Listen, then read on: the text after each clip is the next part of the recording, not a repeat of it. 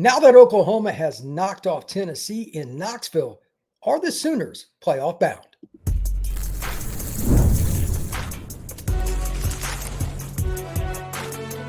You are Locked On College Crossover, part of the Locked On Podcast Network.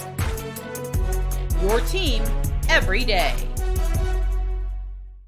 Crossover of Locked On the Portal and Locked On Sooners. I'm your host, Brian Smith, longtime college football recruiting analyst. Thank you for making both Locked On Sooners and Locked On the Portal a part of your day each and every day right here on the Locked On Podcast Network. We are brought to you by our friends over at Game Time. Download the Game Time app, create an account, and use code Locked On College for $20 off your first purchase. You can get great ticket deals there. I know I just did myself. We're going to be talking about everything OU today. They got the win against the Vols in Knoxville, very difficult. But does that give them, the fan base for OU, a lot of confidence long-term in Venables? There's been a lot of questions about him being on the hot seat. We're going to address that later in the show. And especially with the portal, they had some hits, they had some misses. John Mateer, we're going to talk about that. But what does the victory over Tennessee mean? That is the prime point here. OU's got a chance to go to the playoff. Do they have what it takes to make a run? That is the prime point. And we're going to talk about that today with Locked On Sooners hosts, John Williams, Jay Smith. What's going on, fellas? What's up? Glad to be here as always. We just love talking with Brian and talking college football and the portal and recruiting and all that stuff. So, Brian, excited for this, man. This is cool, man. This is cool. Glad to have both of you on. Thank you once again. Let's jump in, gentlemen. You beat the Vols. You guys are diehard OU guys, but I'm sure you knew that was definitely a losable game. Was there anything about it, open-ended here for either one of you, that surprised you, good or bad, about how that game went? Truth be told, it's the way the defense was able to slow down the run game of Tennessee. That's one thing. That's a staple of the Josh Heupel offense. They run the ball. And as little as people want to believe that, that's truly like the foundation of how he gets success on his pass game. So if you force him to be one-dimensional, it's going to be a problem for them because they're not going to be able to execute at the highest level because then they start getting predictable in what they do. That's why Heupel was very heavy in making sure his run game is strong. 63 yards was the lowest they've had. I don't think they've had under 100 yards in like 4 or 5 years. And so that's a tough one, tough pill for them to swallow because they had to adjust their game plan and make Joey Aguilar throw the ball more, which makes him even more susceptible to mistakes. And you saw that in that game. When the game started getting tight, they were not able to execute at the level that they wanted to. And to me, that was very impressive that our run defense was able to do that to their run game.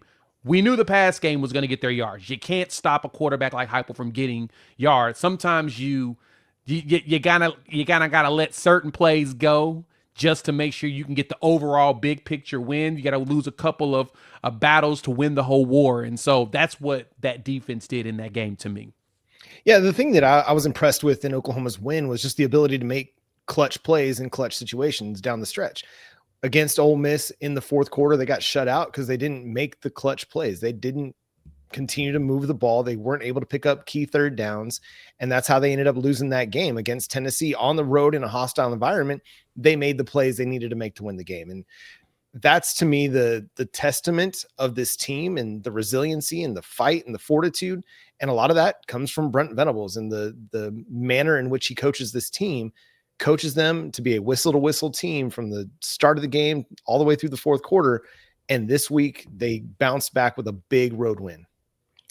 All right, gentlemen, I have one stat circled on my sheet for Oklahoma that is shocking to me because one of my favorite coaches in college football that's not a head coach is Ben Ball at OU. He's as good as it gets as an O-line coach for the last 20 years. I think that's pretty safe based on what he's done. Would either of you like to guess how many sacks the Sooners have given up this year?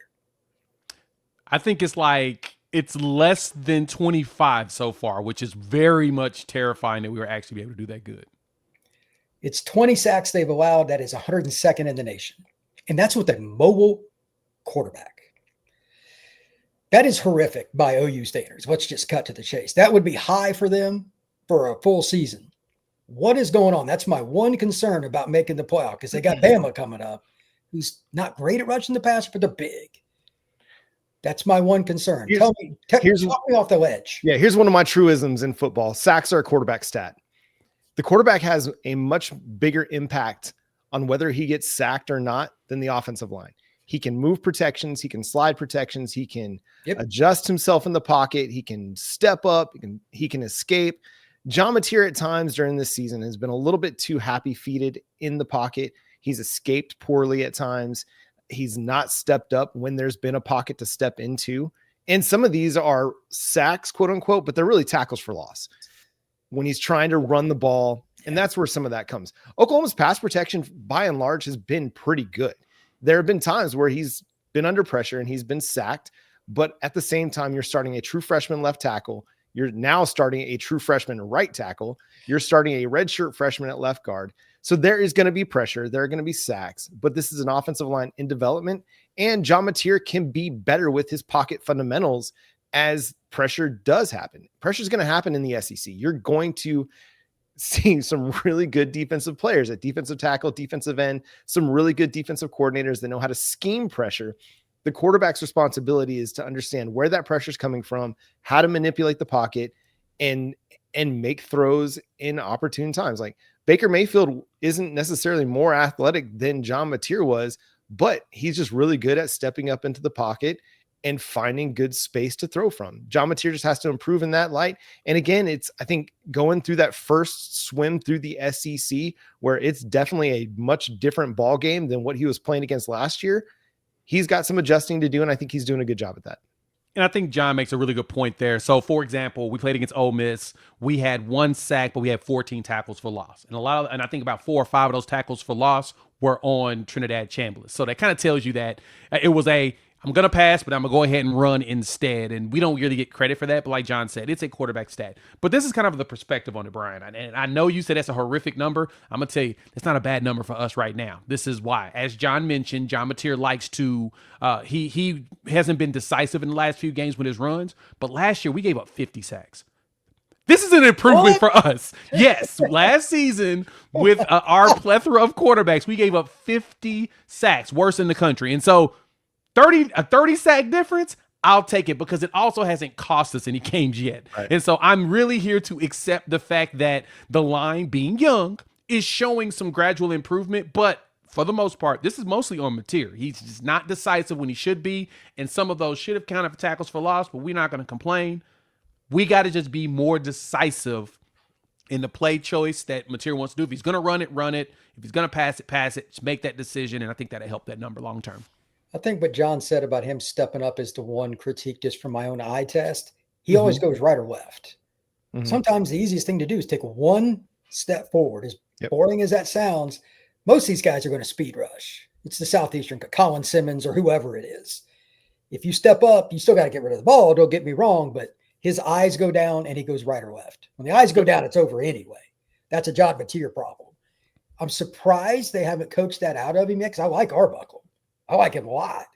But at the same time, if they don't fix that, at some point that's going to bite you, especially against Bama, because their secondary is legit. I don't like the pass rush, but the secondary is good.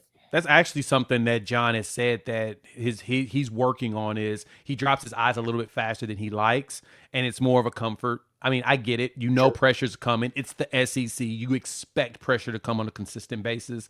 It's more of the being comfortable in his own skin type deal of, all right, I know my line's going to protect me. Because regardless, with those 2 true freshman edges, what they're doing is, like you said, they'll speed rush. They'll guide them around him. Like I said, if he takes that 1 step forward, he gets in the pocket, wait a second, steps forward. Because even though he does, I have those numbers. I was looking at one of, I think his PFSN posted the time to be able to pass. He's getting like 3.5, almost 4 seconds to throw the ball. So he's getting time. It's just the decision of don't run into the butt of one of your offensive linemen or run right to a tackler. You got to just slow down, go through your progressions, trust that they're going to protect you, and then launch it. And I will say this, Brian, to your point, like, if you want to compare it to other teams in the SEC, it's not great because you look at the top 4 teams in the SEC in sacks allowed. That's Texas A&M, Ole Miss, Georgia, Vanderbilt, and Tennessee is tied with Vanderbilt at number 4. So you're talking about playoff contenders. If Oklahoma wants to be a legit playoff contender, that number has to come down. You can't allow negative plays if you're going to win games.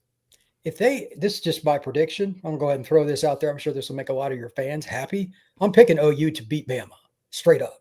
So, and I'll get into why next. And I'm not an OU fan, I'm not an Alabama fan. I'm just telling it like it is. But we'll get into that next right here on this crossover, Locked On Sooners and Locked On the Portal. Today's show is brought to you by FanDuel, where the NBA is back, and there's no better place to get in on the action than FanDuel, the official sports betting partner of the NBA. Even if you miss the start of the game or you just want to ride the hot hand, FanDuel has live bets on everything from the score and fourth quarter comebacks. Plus, you can even combine your live bets into a same-game parlay for a shot at a bigger payoff. It keeps every game exciting, especially when your team's making a late push. Right now, FanDuel is giving new customers $300 in bonus bets when your first $5 bet wins. Head to FanDuel.com to sign up and play your game with FanDuel, the official sports betting partner of the NBA.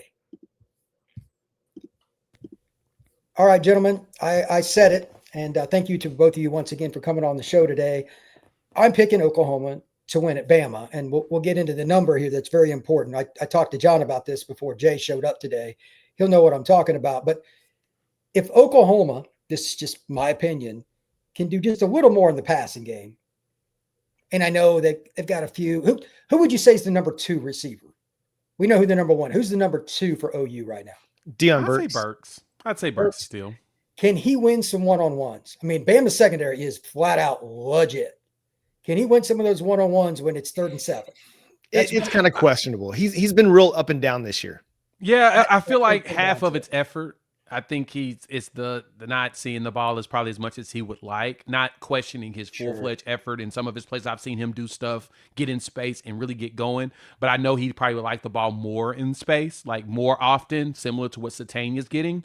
But I think that he still has the capabilities. I just need him to show it on the actual field and really get going. So, yeah, I think that Burks is your number 2, and I think at some point he can get there.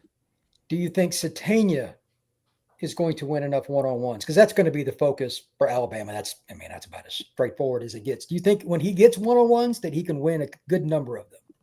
Yeah, I think he's capable of doing that. Now, it's going to be a battle, and it's going to be one of those kind of back and forth games where the Alabama secondary will win some and he'll win some, but he's capable enough of getting open on some key third downs, especially if it's a 3rd and 5 or less. He's really good in that element, coming out of the slot and finding some space for John Mateer to hit him with. But it's going to take a complete improvement from this passing game. But to me, against Alabama, it's what we were talking about pre-show. It's the run games. It's Oklahoma's run defense against Alabama's, making Alabama and Kalen DeBoer and Ryan Grubb one-dimensional. And it's Oklahoma's run game against Alabama's run defense. And Oklahoma's run game has been on an upward trajectory over the last few weeks. And if they can continue that, play a complementary game where they want to control the ball and play defense and let just John Mateer just manage the football game, then I think they've got a great shot to get a big road win. I'm glad you mentioned that. This is the stat I was talking about before you showed up. Jay, if you were to guess what Alabama ranks in run defense, where would you be? And then we'll ask the same question for Alabama's run offense. We're going to have a little fun with this. Their run defense, I know, has been struggling. I'm going to put them they're definitely in the bottom half of the country. And they're probably in the bottom quad of the country, but maybe just above it in the 3rd quad, probably in like the bottom part of the 3rd quad. Give me something in the 60 to 80 range. You are really good at this. Alabama's rush D gives up 149 yards a game, 4.5 yards at tote, which that's the more concerned. I was surprised by that. They were 73rd. There's 136 teams. That should never be the case at Bama. And I know a lot of the kids they have recruited because I've covered them. These are young men. When you shake their hand, you do not see yours. They're ginormous hand human. Yeah. And that's 12th in the SEC, by the way. Yeah, and last year no that should be the case. Yeah, last year they were pretty bad too, though. To be honest, I don't understand how that's possible unless the coaching. I'm just going to go ahead and say it. I am not a Lincoln Riley guy, and I'm sure you guys aren't either for obvious reasons. But I'm not bringing him up because he was at OU. He coaches soft in practice. They don't tackle enough. He's doing. I can tell you, Bama's doing something now.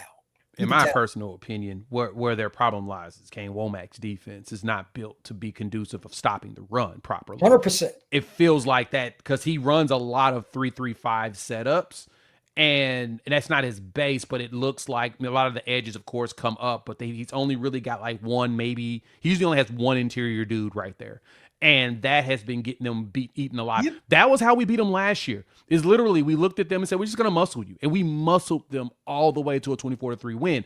Yes, everyone complain about Jalen Milroe all you want. Totally get it. That pass to Ryan Williams should not have been a legal formation. The refs botch stuff all the time. They've done it to us as well. But overall, yeah, they got muscled. And I think that to me is what's probably going to happen in this game as well. They play up properly to certain teams, but a team like the way Oklahoma's played with muscle, we showed it against Tennessee this past week. I think we'll probably do something similar against. Yeah, I don't think there's anything wrong with it. By the way, shout out to the sophomore running back. He is the perfect guy for this. And he was a guy, what did he run for last year against Bama? It was 100, wasn't it? 130.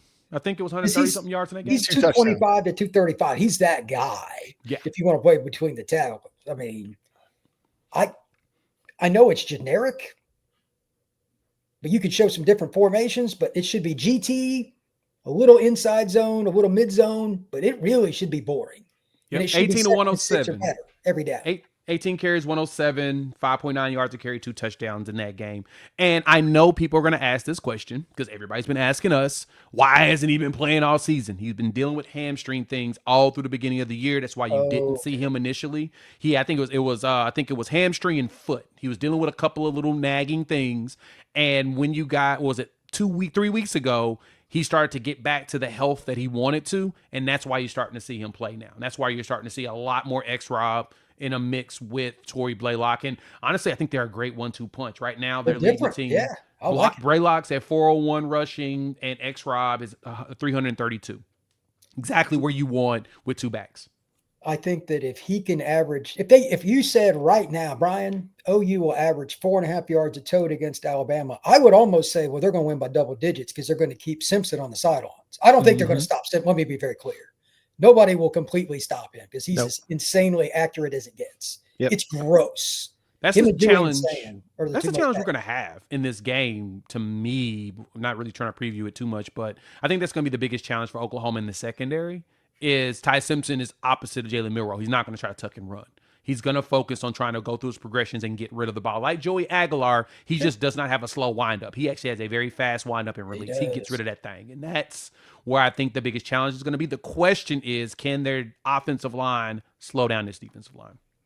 Yeah, and then, back to that run game discussion. To me, I just need to trust Ben Arbuckle to just keep running the ball, no matter what the game situation looks like, no matter what the score is on the scoreboard, no matter what time of game it is, just keep running the ball. Because I think we saw it last week against Ole Miss in the fourth quarter. They just got away from it.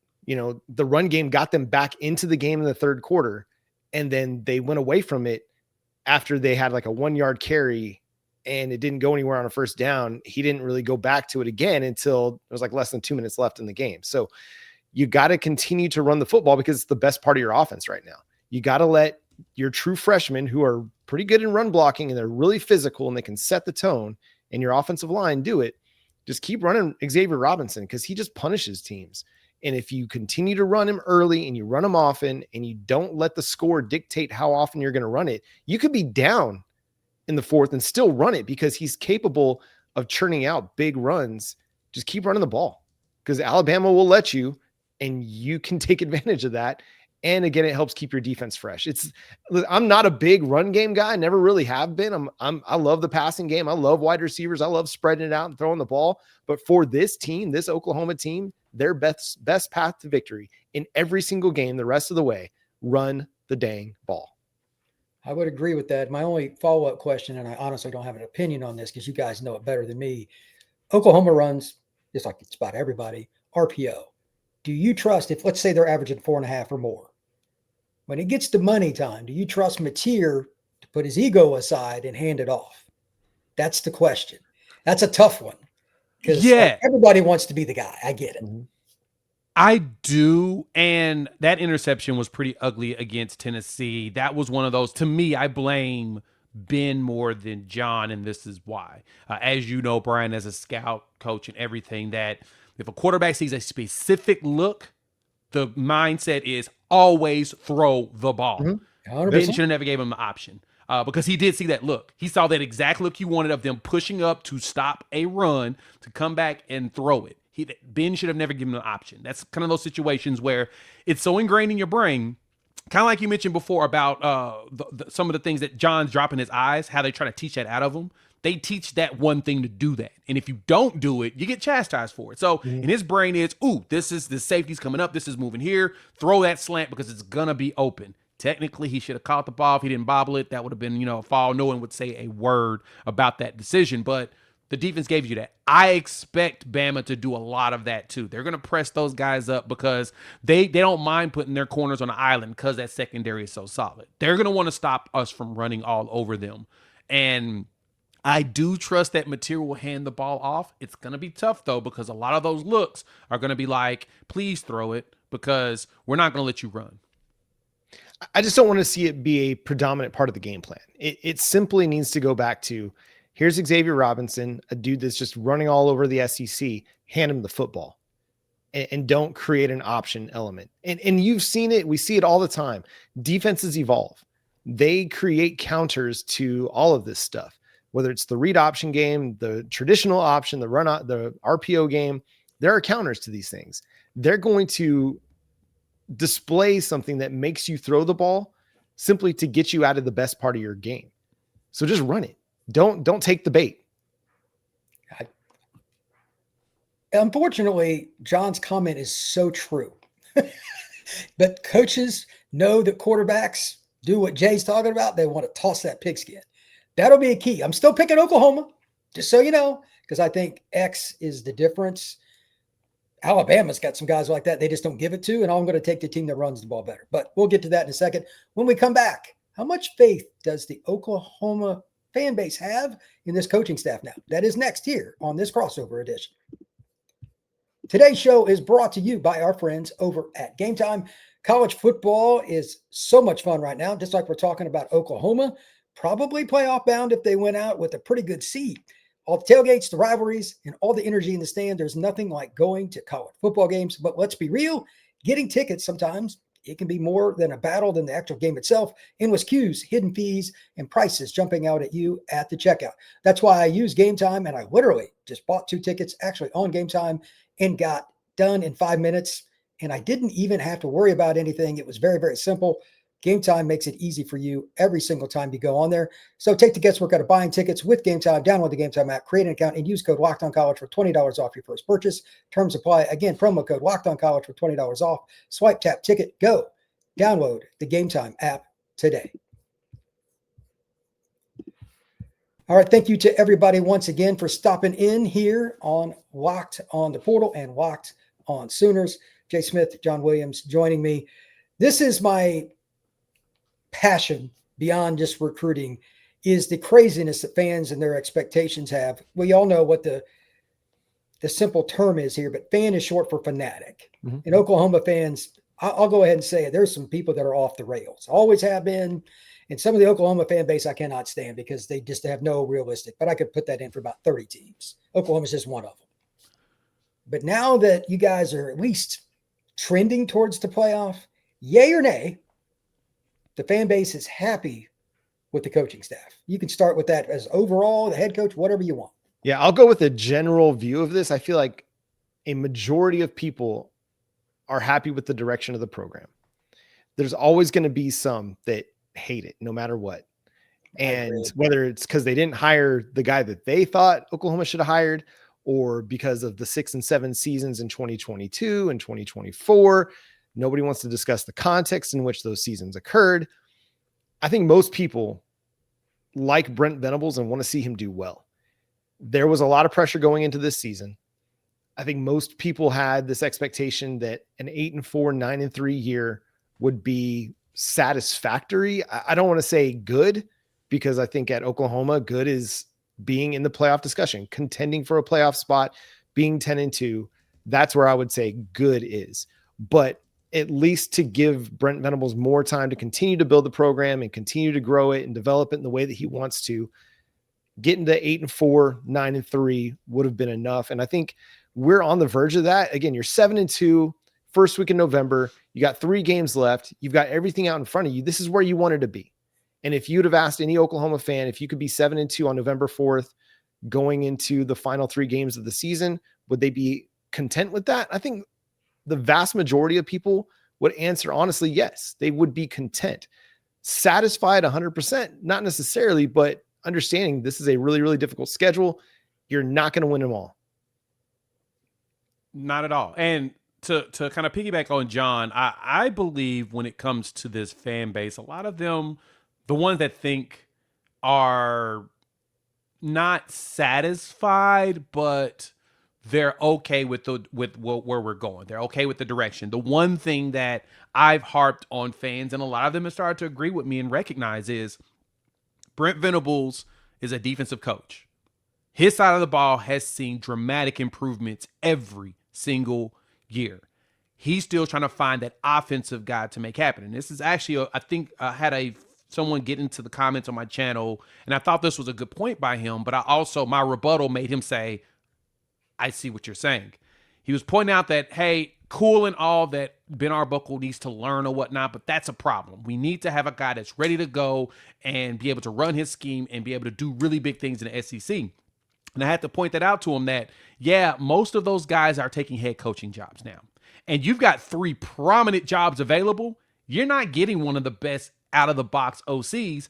They're getting looked at for head coaching jobs at bigger programs. And he pulled back and was like, I didn't really think about it that way. Like, that's where the biggest issue comes, is some of these jobs that are opening, the guys that like Andy Kolanecki was one of those big name OCs that people were looking at.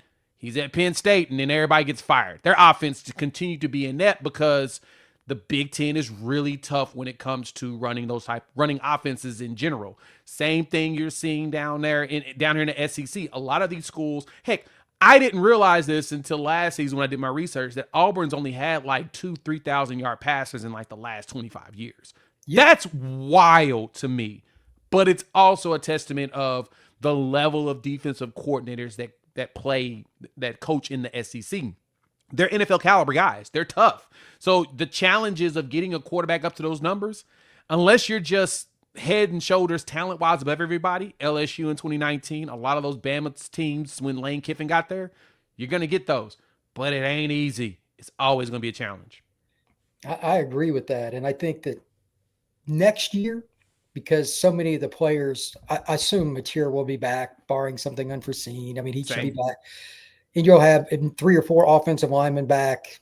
Well, X will be back. You have your top 2 running backs, et cetera. They should be pretty good.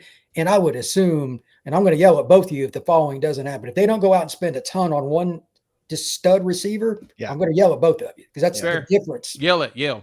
Hey, I mean, shoot, Auburn just fired the coach. I mean, there's a guy there that's a stud that I'm going to be honest, I'll pay $3 million for him for a year. Go ahead. Give me those guys. Malcolm Simmons, Eric Singleton, Cam Coleman. You want to come play with John Mateer and Ben Arbuckle's system? I'd be happy to have you.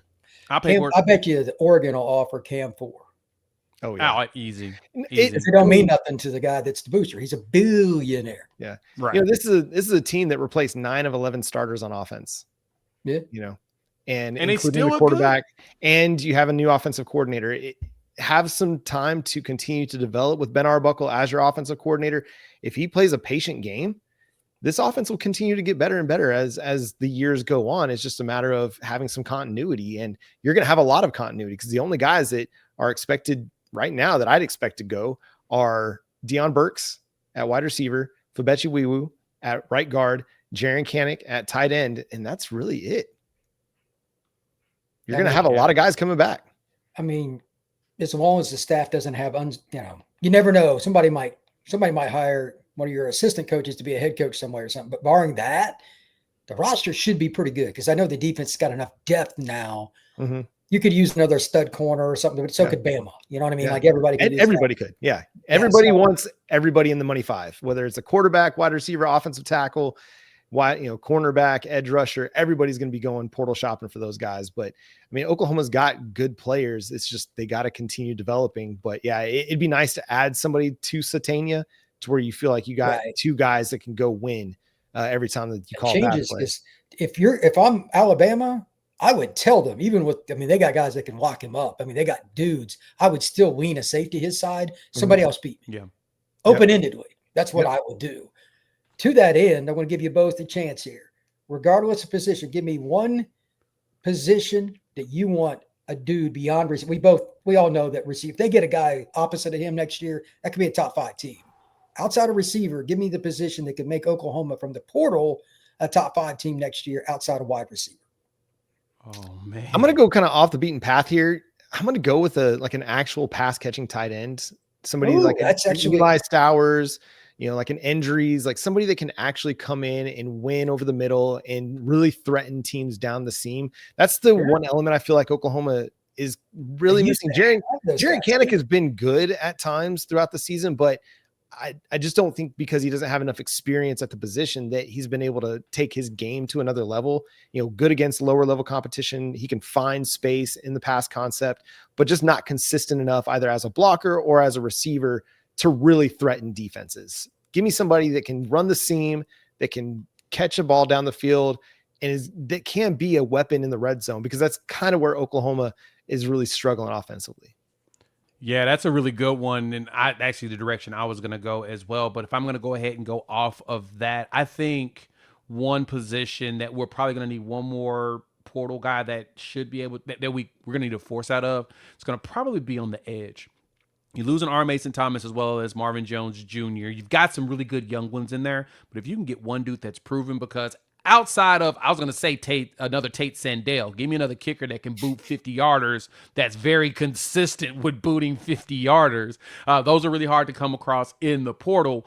But I'm thinking edge. If you add one more edge guy that can come in and help push the young pups to where they can accelerate to a higher level. Taylor Wine's coming back. You had Danny Okoye, Pijata Boare, former 5-star. You're going to have some, but you can use one more just stud guy that to rotate in and be a force. Yep. I think that's probably the one piece we're going to need next season to go along with the way this defense is going to be stacked. Because I think majority of the linebacker room, actually all the linebacker room will be back. The entire secondary, but Robert Spears-Jennings will be back. So, yeah, you all you need is really one more edge to help. Appreciate it, gentlemen. All right, Jay, John, tell everybody where they can find your work. Yeah, y'all can listen to Locked On Sooners wherever you get your podcasts. Subscribe to the show on YouTube as well. And you can follow Jay at Unfair Sports over on social medias and myself at John 9 Williams.